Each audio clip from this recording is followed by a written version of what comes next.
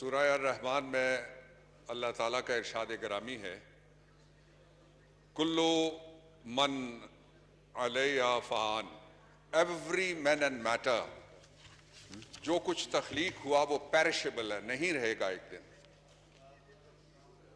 وَيَبْقَى وَجْهُ رَبِّكَ ذُو الْجَلَالِ وَالْإِكْرَامِ، اور باقی رہ جانے والا سارے اکرام کا مالک اور سارے جلال کا اختیار رکھنے والا رب العزت ہے. اور ہمارے لیے حکم ہے، اذا اصابتہم مصیبہ قالوا انا للہ و انا الیہ راجعون، کہ جب کوئی مصیبت آئے، اور موت سب سے بڑی مصیبت ہے، سب سے بڑی حقیقت ہے، برحق ہے، تو کہو کہ ہم یہ مصیبت بھی اللہ کی طرف سے ہے، ہم اسی کی طرف سے آئے ہیں اور اسی کی طرف لوٹ کر جانے والے ہیں.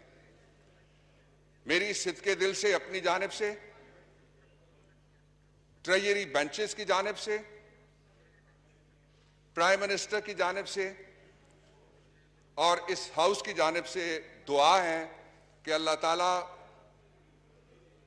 منیر اور اکزئی صاحب کی لغزشیں درگزر فرمائیں اور جنت الفردوس میں ان کو اعلیٰ مقام عطا فرمائے، اور ان کے گھر والوں کو صبر جمیل اور ان کے کولیگز کو صبر جمیل عطا فرمائے. میرا ان کے ساتھ کام کرنے کا ایکسپیرینس کافی لمبا تھا. 3 میں آپ سے شیئر کرنا چاہتا ہوں. یادیں ابھی بات کی جا رہی تھی کہ بہت اچھی یادیں وہ چھوڑ کے گئے.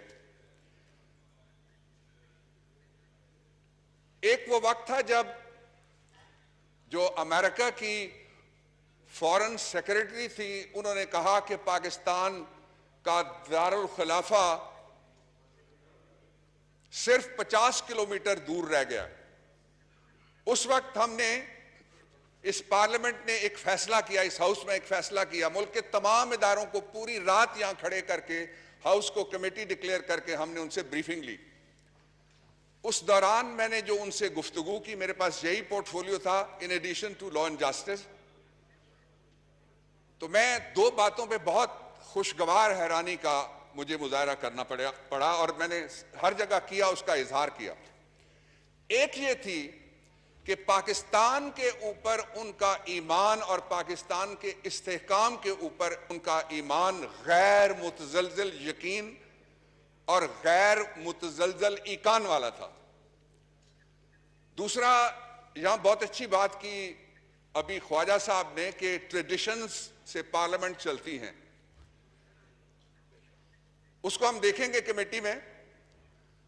میں 2 اس میں سے لیڈز آپ کے سامنے رکھنا چاہتا ہوں ہاؤس کے سامنے. پہلا یہ ہے کہ دنیا کی ساری پارلیمنٹس کی سب سے بڑی ٹریڈیشن ہے لابنگ، اور لابنگ کے دوران انتہائی مشکل وقت تھا کہ فاٹا کا کوئی آدمی کھڑا ہو کے اس وقت کے حالات میں وہاں جن کا قبضہ تھا ان کے خلاف وہ بات کرے اور ووٹ کرے. منیر نے ایسا کیا.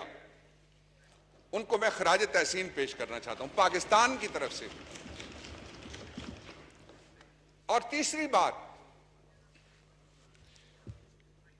اس وقت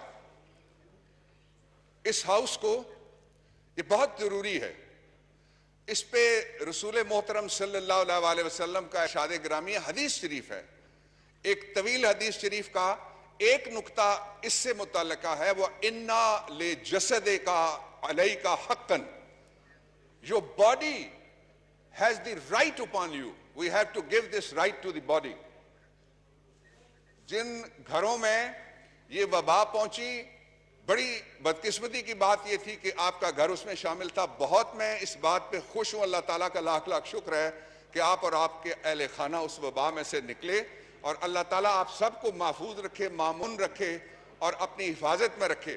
میں صرف یہ کہنا چاہتا ہوں کہ دنیا کے اندر جو پارلیمان اس وقت جس ٹریڈیشن کے طریقے کے اوپر چل رہے ہیں، اس طریقے سے ہمیں پارلیمنٹ چلانے سے بالکل بھی کوئی تعرض نہیں ہونا چاہیے. اینڈ I'll bear out راجہ پرویز اشرف صاحب کہ جو سوشل ڈسٹینسنگ اس وقت جس کے مناظر ہم سارے یہاں دکھا رہے ہیں، دیکھ نہیں رہے، تو جب ہم کہتے ہیں عربی میں جس طرح کہا جاتا ہے نا کہ अन्नास अला दीन मलूकहिम, कि लोग अपने बड़ों के तरीके पे चलते हैं, तो क्या तरीका है जो हम फिर कौम के 22 करोड़ लोगों के लिए पैगाम की सूरत में भेज रहे हैं।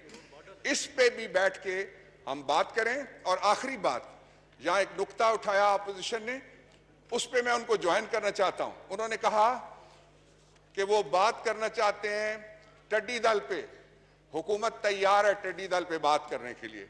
उन्होंने कहा कि शुगर रिपोर्ट पे बात करना चाहते हैं। ये शुगर रिपोर्ट इस वजीर आजम की वजह से, इस काबीना और इस गवर्नमेंट की वजह से जनरेट हुआ है, उस पर बात करने के लिए हम तैयार हैं।